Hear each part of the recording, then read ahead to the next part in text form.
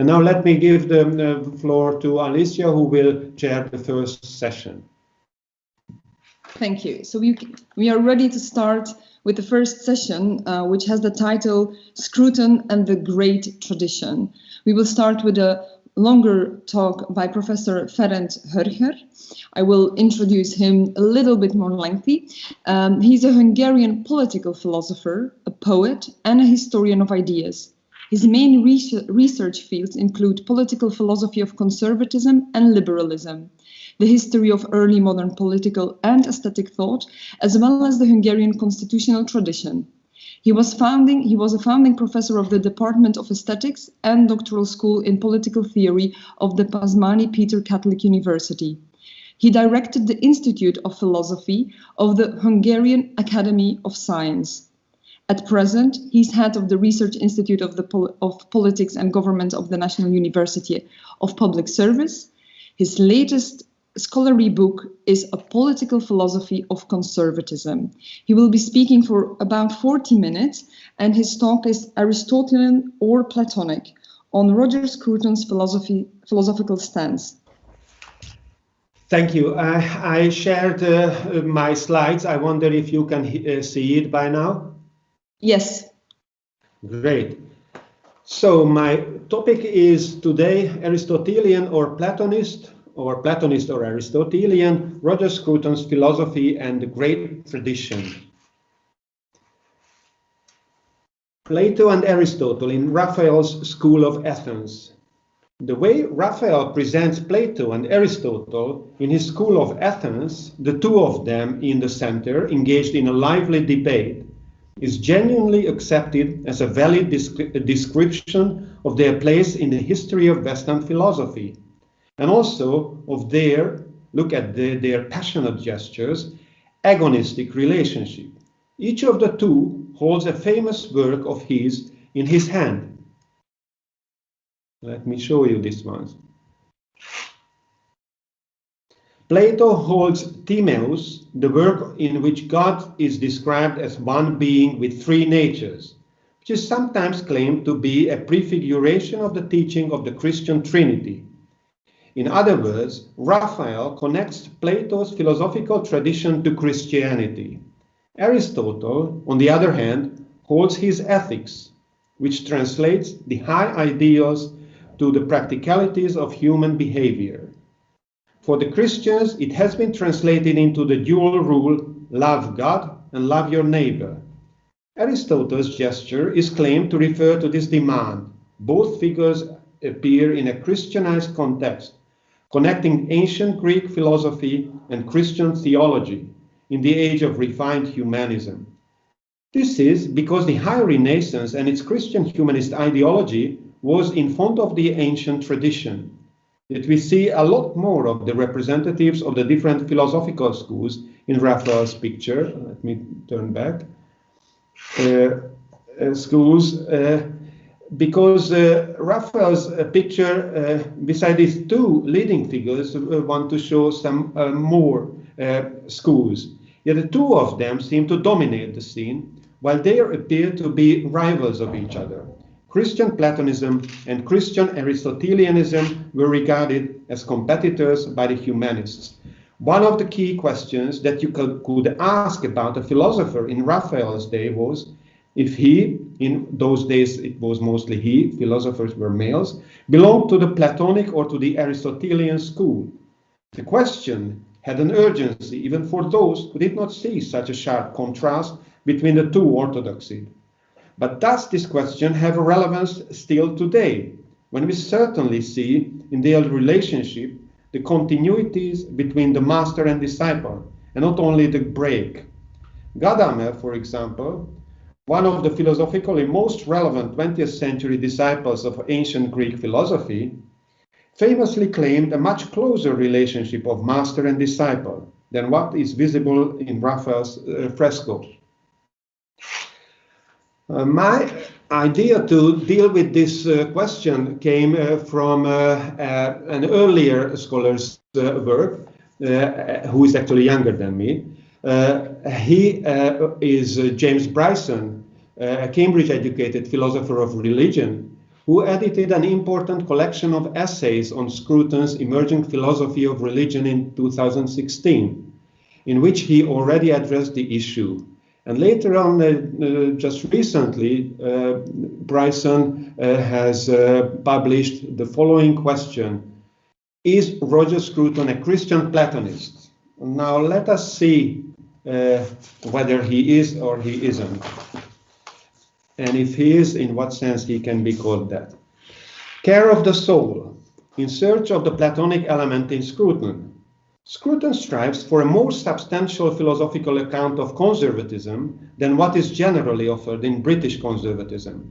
What he does, I claim, is connecting political philosophy with what is called philosophical anthropology, a philosophy of human nature. A philosophy of human nature in which politics should partake in educating the soul. While philosophical anthropology is a modern discipline, Scruton's own version of it is a traditional account based on ancient wisdom, and in particular on Plato's account of Socrates' teaching of the care of the soul in his Apologia.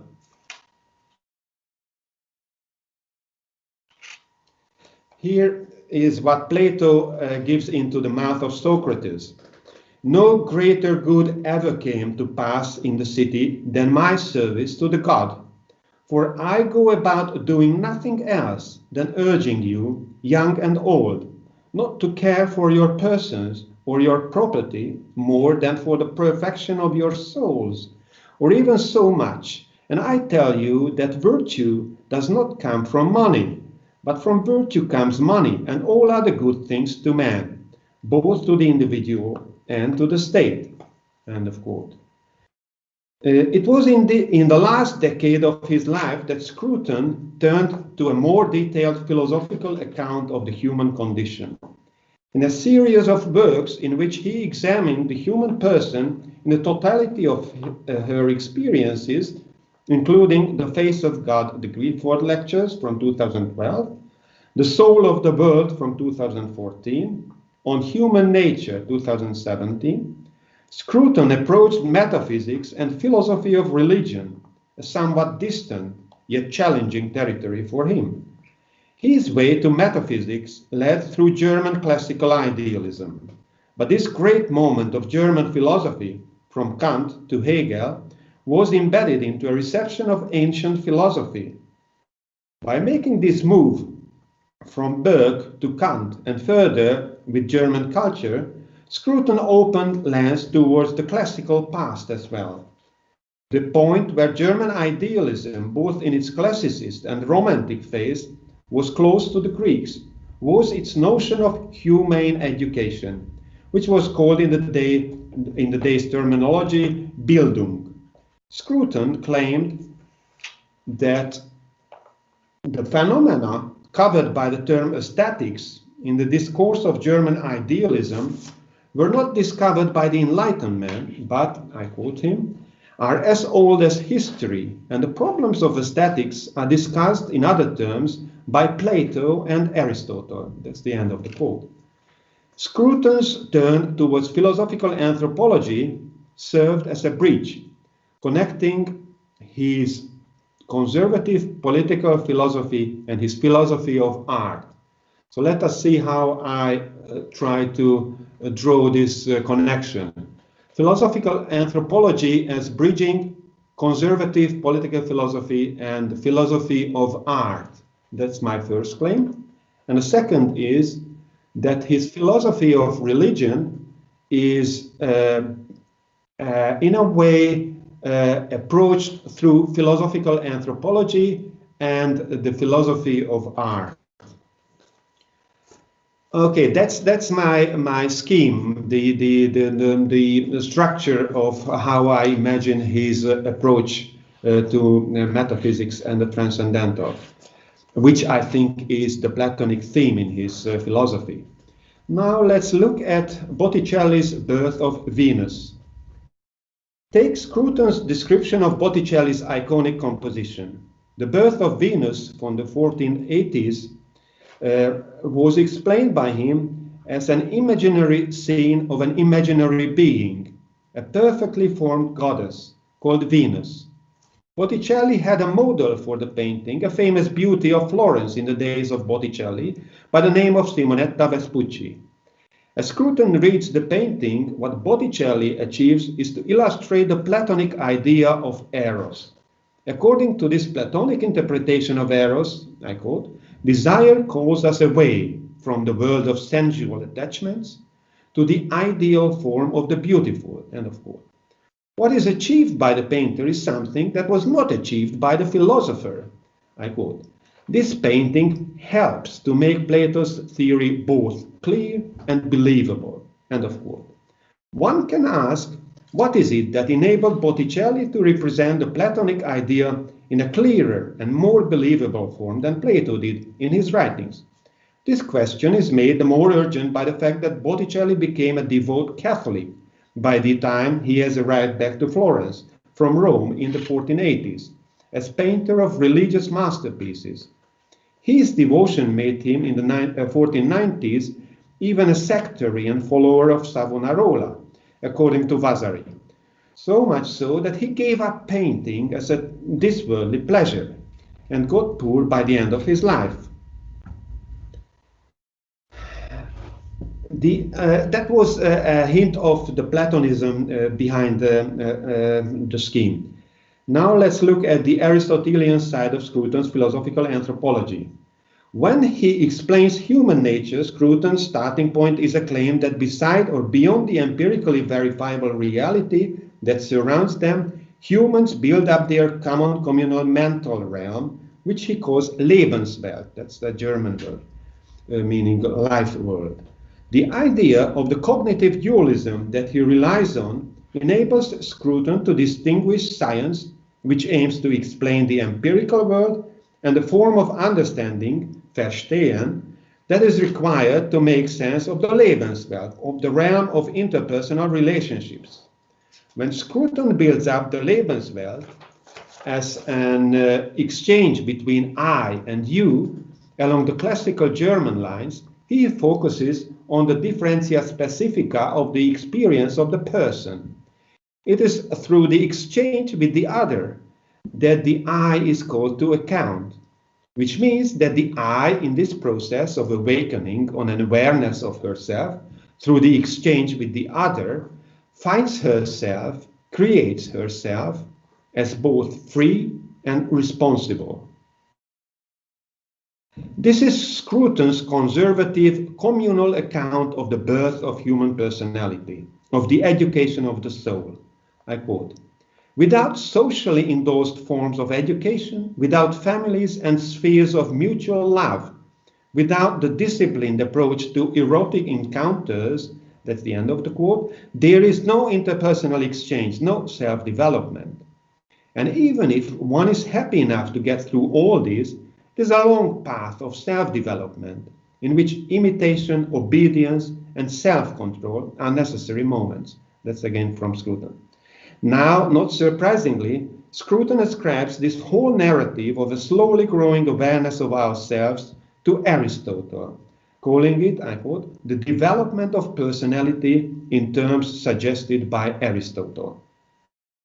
So that was the Aristotelian part. Now let's turn to the Platonic part of his teaching of the human personality. So far, we saw a balanced Aristotelian account of the natural sociability of the human being, based on the phenomenological concept of the Lebenswelt, the realm of interpersonal attitudes. This was a rather optimistic view, based on the assumptions of the communicative and imaginative skills and capacities of human beings, which make them persons and such create community between and among them. These capacities enable the subject to engage in a learning process which helps her to become a fully developed personality. Yet, persons will still remain embodied human beings, and their interpersonal connections are not always so balanced and moderate as one would presume from the Aristotelian account. As Scruton dramatically phrases it, they, I quote, are drawn to each other as such, trapped into erotic and familial emotions that create radical distinctions, unequal claims, fatal attachments, and territorial needs. And much of moral life is concerned with the negotiations of these dark regions of the psyche. End of quote. According to Scruton's argument, it is because the individual is not in full power of his drives, a Platonic idea, that human beings are, I quote, bound by ties that we never chose, end of quote. Therefore, in order to encompass these dark impulses, I quote, human beings have developed concepts that have little or no place in liberal theories of the social contract, concepts of the sacred and the sublime, of evil and redemption, end of quote. As he sees it, liberal contractarians cannot handle the problem of sexuality, as they do not employ the strong concept of the person. Neither can they ground, I quote, submission and obedience towards authorities that you have never chosen, end of quote, which, however, are necessary in social coexistence. His philosophical anthropology, however, enables Scruton to execute this grounding work, focusing on the concept of piety, which he claims comes, I quote, from the ontological predicament of the individual, end of quote. This conservative overview by Scruton of the necessary social mechanisms to control subliminal impulses, including unchosen obligations, is part of a subchapter on piety, a Hegelian point, as he admits, which is there to counterbalance his Kantian leanings. As with Plato and Aristotle, he is aware of a contrast between Hegel and Kant. It is from Hegel that Scruton takes the virtue of piety as part of the relationship of the subject to her community. It is here that he sums up in a strong point his conservative conviction. That's an important quote, I think. I quote, "The main task of political conservatism, as represented by Burke, Mestre, and Hegel, was to put obligations of piety back where they belong, at the center of the picture," end of quote. And why piety if uncontracted social obligations? Scruton relies here on the rather exceptional way of thinking of René Girard. Concepts created by our common language to handle the dark side of the soul are necessary to handle philosophically as well the picture of the embodied moral agent borrowed from literature, art, and religion, and known from the first-person real-life experience by every one of us. He illustrates his point with the concept of evil. While this term is directly taken from religion, its use in ordinary language is well established as a result of the evil deeds of 20th century politics, and in particular of the Holocaust. The major novelty of this sort of mass murder was that it attacked not only the body but the soul of the victims. Scruton equates this Platonic religious concept of the soul with the self, a term taken from Mead and others. This is why we can say that, I quote, "The death camp was not just a bad thing that happened, but an evil that was done," end of quote. Scruton here seems to come close to Levinas and his phenomenology inspired by the Jewish religious tradition.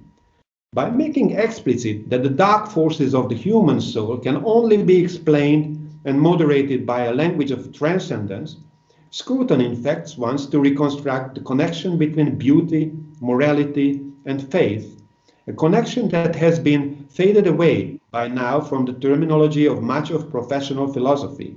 I quote, "As Plato and Kant both saw," Scruton argued, "the feeling for beauty is proximate to the religious frame of mind arising from a humble sense of living with imperfection, while aspiring towards highest unity with the transcendental." He thinks that the connection between morality and religion is not an accident, adding the paradoxical claim that, I quote, "religion is both a product of the moral life and the thing that sustains it," end of quote. This way, he seems to accept the criticism formulated by the German constitutional judge Böckenförde in his own famous dilemma of the liberal constitutional state. I quote, "The liberal German Freiheitlich, secularized state lives by prerequisites which it cannot guarantee itself," end of quote, because of its neutrality. It is rather frustrating that at this crucial point, when he reconnects politics and morality with religion, Scruton admits that philosophy cannot pass on. Instead of his own philosophy, he suggests his readers to turn to Dostoevsky or to Wagner, to a writer and a musician. We don't turn to them, but to a painter, to Poussin's landscape in a column. This is a picture that Scruton himself used for his important work, The Soul of the World. This is a landscape painting by one of the most remarkable landscape painters of Western art, Nicolas Poussin. Landscape with a Comb was painted in 1651, and it is one of a pair of paintings with the other one, Landscape with a Storm, also in 1651. Now surely, Scruton made a decisive choice when he voted for this landscape by Poussin to cover his book. So that's the cover that he chose. I shall interpret this choice by an analysis of the painting along Scrutonian lines. Let me start out from this quote by the art critic of the New Republic on the occasion of the Metropolitan's famous exhibition on Poussin. Poussin, I quote, seems to begin with a psychological or moral idea and then to bring together the landscape elements that will support it, end of quote. My claim is this: Poussin's art, in fact, is a rather Platonic way of artistic creation, starting out from an eidos. See some further evidence of this interpretation. The art critic calls Poussin's, with a conscious anachronism, the ultimate conceptualist, whose, I quote, steeliest set pieces are suffused with a speculative spirit, end of quote. He also characterizes the painter the following way: he never forgot that idealism must be wrested from realism, that general principles must be deduced from particularities, end of quote. And here is his final sentence. I quote, "The painting, bathed in a delicate penetrating light, is a dream that awakens us to the challenges of reality." I take this as an illustration of Poussin's Platonic inspiration. Yet there is another line which can be traced back from Poussin to Plato. It leads through the theoretical concept of the sublime, a notion which is famously associated with Poussin, for example, by the French art theoretician Louis Marin. His posthumous book was entitled Sublime Poussin, a collection of those articles which were planned as parts of a monograph on the landscape painter. Marin quotes the contemporary arts theorist Philibpien's account of the intentions of the artist. I quote, "The following year, in 1651, Poussin painted two landscapes for Monsieur Pointel, one representing a storm and the other calm and peaceful weather," end of quote. Here is Marin's summarized interpretation. I quote, "On the one hand, one of the paintings represents a tempest, the figure of the sublime. On the other hand, in the schematism of variation, the two together as a pair present the unrepresentable of representation, the sublime," end of quote. Certainly, the concept of the sublime is crucial for our search of the Platonic element in Scruton. It leads us back to Neoplatonism, to Longinus and his piece on the sublime in the 1st century, but it also points forward to both Edmund Burke's youthful work, a philosophical inquiry into the origin of our ideas of the sublime and beautiful in 1756, and beside his youthful effort on the same topic to Immanuel Kant's systematized piece of aesthetics in the Critique of Judgment, 1790. What is the relevance of the sublime as presented by Poussin for Scruton, you can ask. To answer this question, we turn to his small book on beauty. Here, in a subchapter on the sublime and the beautiful, in the chapter on natural beauty, Scruton recalls Burke's distinction between beauty and the sublime. Burke, I quote, Burke discerned two radically distinct responses to beauty in general and to natural beauty in particular, one originating in love, the other in fear. When we are attracted by the harmony, order, and serenity of nature, so as to feel at home in it and confirmed by it, then we speak of its beauty. When, however, as on some wind-blown mountain crag, we experience the vastness, the power, the threatening majesty of the natural world, and feel our own littleness in the face of it, then we should speak of the sublime. End of quote. There can be hardly any doubt that the two paintings of Poussin on the calm and the stormy landscape can be regarded as paradigm cases of these two understandings of beauty and the sublime.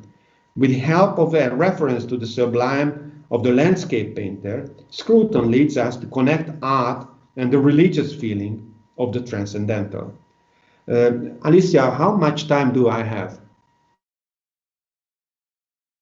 You still have, let me calculate, if you want to talk really 40 minutes, then you have a small 15 minutes or 10 minutes. I think it will be not more than 10 minutes. Fantastic. Because now the final chapter comes, Oikophilia, a Platonic Aristotelian notion. In the final session of this talk, I would like to concentrate on the connection between politics, art, and the sacred, with the help of the concept of oikophilia. This is a concept which I claim connects and balances the Platonic and the Aristotelian element in Scruton's thought, a concept which was apparently constructed by Scruton from obvious Greek roots.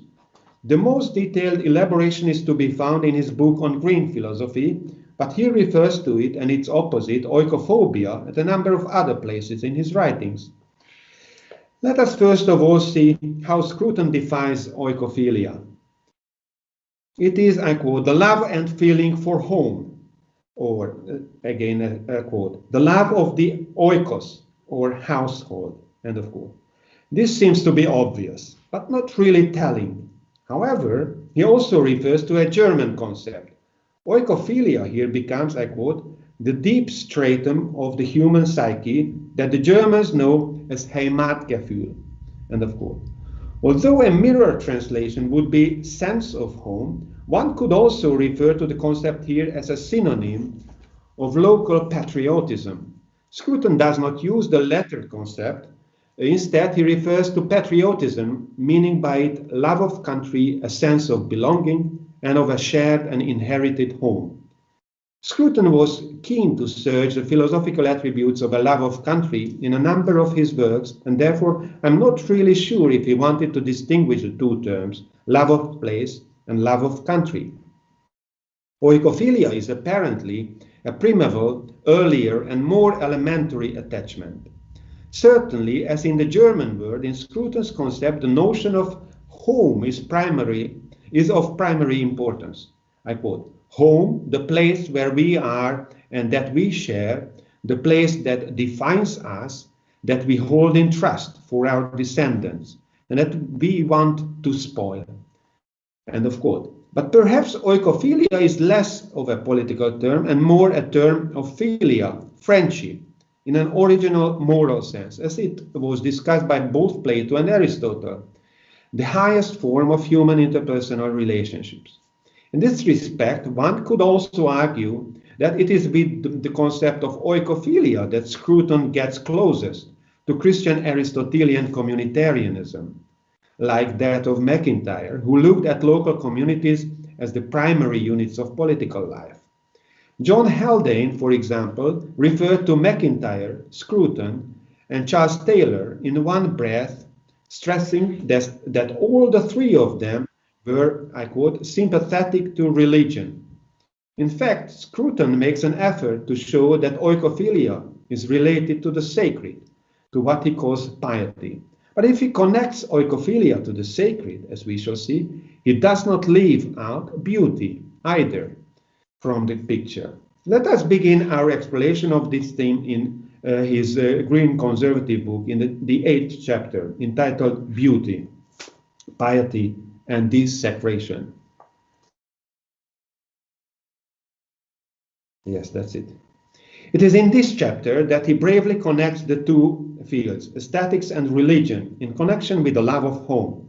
As he understands it, oikophilia, as a motive, I quote, absorbs and transforms many subsidiary motives, two of which deserve our attention, since they have inspired almost all the major conservation movements of recent times: love of beauty and respect for the sacred, end of quote.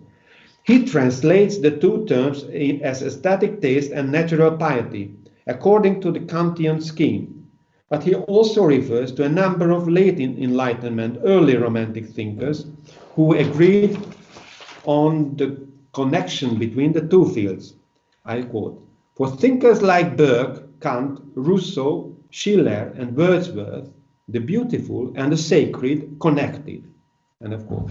And indeed, one can recall Schiller's letters on the aesthetic education of mankind from 1795, an important theoretical piece by a poet, recalling ancient wisdom and the fullness of the embodied human person of the ancient Greek polis, for the point made here by Scruton. One's attachment to the beauty of her local surroundings can be compared to one's relationship to one's friend. As he interprets it, beauty has or is an intrinsic value in a Kantian manner. I quote, "It is the intrinsic value of beautiful things that renders them useful." End of quote. Their particular use lies in the education of the soul. The same is true about friendship. We can add, in the highest sense of the term, in the Aristotelian schemata, so the highest form of friendship, of Aristotelian friendship. Friendship is useful so long as we do not think of it as useful. End of quote. It is perhaps somewhat shocking that an interpersonal human relationship is compared here to a relationship towards a beautiful object. I quote, "Oikophilia shares the moral roots of friendship." But the point is that by their intrinsic values, they both point towards something which is beyond them, in other words, towards something transcendental. It is here that we have to mention the name of Heidegger. Scruton's Aesthetics of Architecture was partly inspired by Heidegger's famous piece on building and dwelling. The concept of oikophilia has connections to Heidegger too, as it is explained by Scruton. Heidegger's philosophy is a philosophy of settlement, a set of mystical instructions for being at home in a godless world, a liturgical spell for changing solitude and alienation into the comforted fullness of being here and now. End of quote. The exceptional relationship between the natural and the humanly constructed, as leading to the divine, is exemplified by Heidegger's memorable description of the phenomenon of the Greek temple, standing on a bare rock close to the sea. I don't read it out to save time, but you can read it on the slide. Through the poetic power of his language, Heidegger was able to recall the beauty of the place, a place where a god dwells. Instead of referring to Heidegger, Scruton, however, refers to Pausanias, the 2nd century Greek geographer, and his description of ancient Greek temples. He also mentions Simon Schama's work on landscape and memory. It is to Schama that he attributes the strong claim land and landscape have been portrayed as sacred in all our human attempts to belong to in the world. Oikophilia's love of place is a love of the beauty of the natural surroundings and of the cultural legacy of the place. When describing it, Scruton has in mind the old cities of Europe, including, I quote, Paris, Rome, Florence, Bath, or Prague. All of them illustrations of aesthetic judgment as the expression of a community. This is the late Scruton, the chair of the Building Better, Building Beautiful Commission, offering his expertise and advice in aesthetic theory for public benefit. He realized that public beauty, including the beauty of streets, squares, and natural environments, can help communities both in a political and in a moral sense. Shared beauty is, I quote, a coordinating device whereby individuals can adjust to each other and live on terms, end of quote. In other words, it is a crucial device to educate the soul. When a shared judgment of beauty is born, it turns out to be, I quote, bound up with the social identity of those who express them. Surprisingly, not surprisingly, Scruton turns back to the finding of Jane Jacobs, but also to Louis Mumford, who he quotes. Scruton points back to the, I quote, tightly packed and field-surrounded medieval city as his, both Mumford's and Scruton's, ideal. Finally, a picture of a triumvirate. Our final picture is focusing on Leon Creer, the inspiration behind the model new town of Poundbury in Dorset. Creer, an advisor of the Prince of Wales in this project, is Scruton's example of the modest architect and a friend.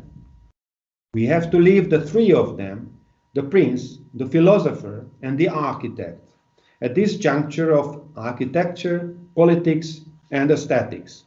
A typically Platonic Aristotelian as well as Renaissance group, and their great moment exploring, I quote, ideas of home, beauty, and consecration through the sense of responsibility and tradition. Thank you very much.